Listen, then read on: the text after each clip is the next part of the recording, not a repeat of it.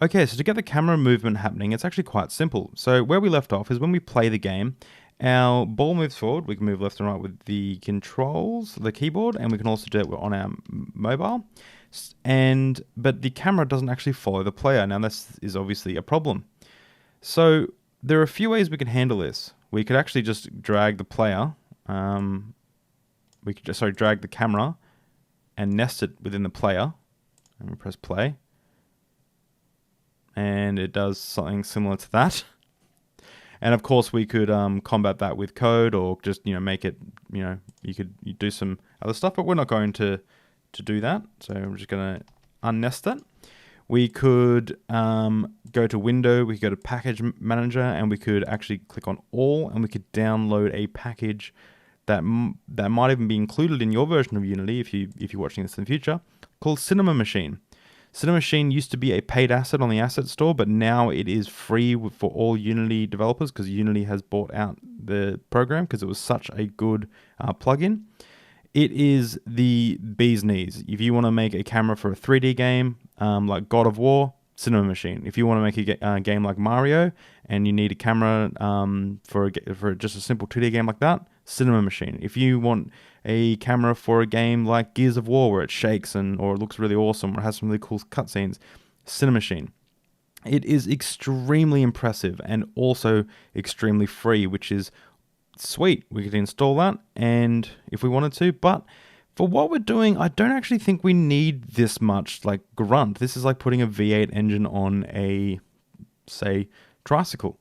You don't really need it because all we're doing is moving the camera in one direction. It's not going to be doing anything else, and it's actually really simple to do that.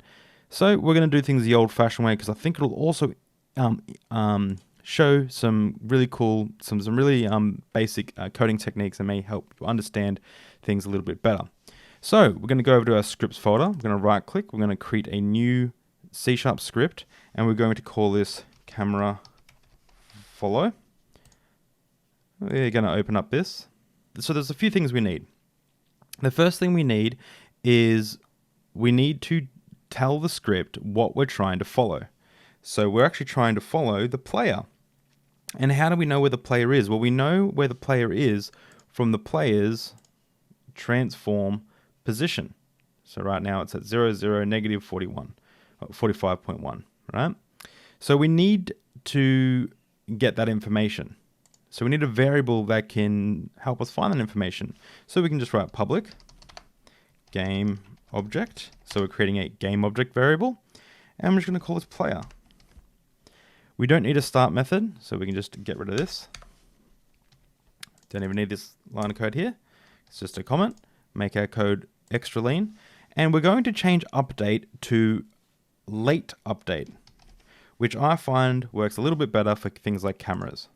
It basically happens after update is called, late update gets called. So we just are going to write another big long line of code, but hopefully this one isn't as confusing. It's very similar to the other line of code we wrote in the player script here, but it's just a little bit different because we're not actually clamping anything. So all we're doing is we're saying, hey, this game object, this camera just needs to move in a certain direction. And so we want to smoothly move from its position it is now to the player's position minus a certain amount of distance between the camera and the player. So we could write game object dot transform dot position. So this is talking about the main camera's transformed position, which right now is this. This is the vector 3. And we're saying game object transformed position, remove the comma, that was a mistake, equals vector 3 dot lerp. Okay, once again, lerping is just smooth motion from one position to another. So we need a vector 3a, vector 3b, and how long it's going to get there. So our first vector 3 position is just where we are now, gameObject.transform.position. And the next place we want to be is, we could just write player position, but the problem with that is, well, I'll show you actually. Let's write player dot transform dot position. Time dot delta time times 100, just to get the ball rolling. Cool. So if we press play and we go over to our main camera and we drag our camera follow script over to the camera, it's going to actually ask us, well, what the hell's the player? I don't know what this is. So then we need to actually drag the player into that section, camera follow.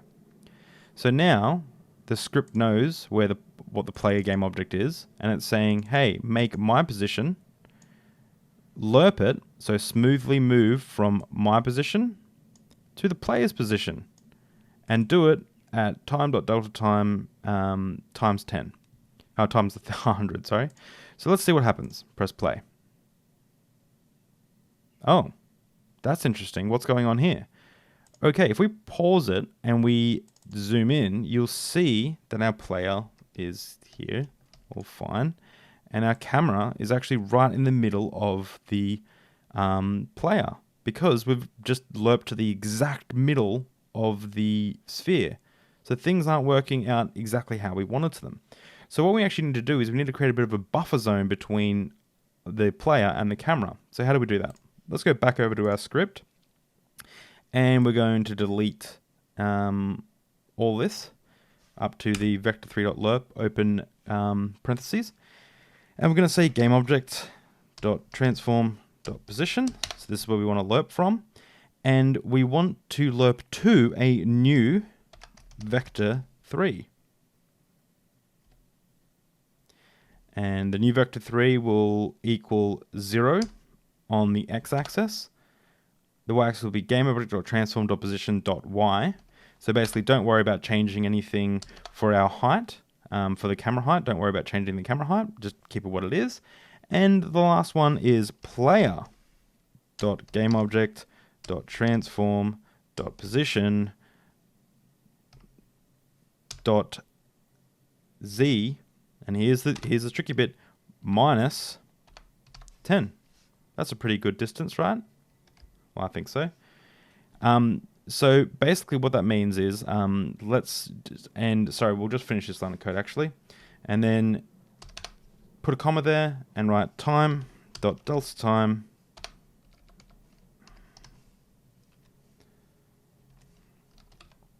times 100. It just seemed like a good number before. That is there so it speeds it up. End with the parentheses, close with a semicolon, one line of code. Let's see how it goes. So if we press play, cool. So our camera's, and you might not even look, yeah, there we go. You can see our camera is actually moving there, and we can move left or right, and our camera is going to fall off the edge. But if we press play again, you'll see that we can move left and right on the screen, and things seem to be working out pretty well. So right now, if we get the player and we put the player back at 0, and we put the camera back at, well, it can stay at that height, and we put that back at 0, they're both on top of each other. But if I was to drag this back to -10, that would mean that that's exactly, if I press play, it should just start rolling on from exactly where we are, because in our script, that's actually what we've said. We've said make our position, lerp from our position, and I'll just zoom out a little bit. Make our position lerp to a new vector3. The x position, don't worry about it, just leave it at 0.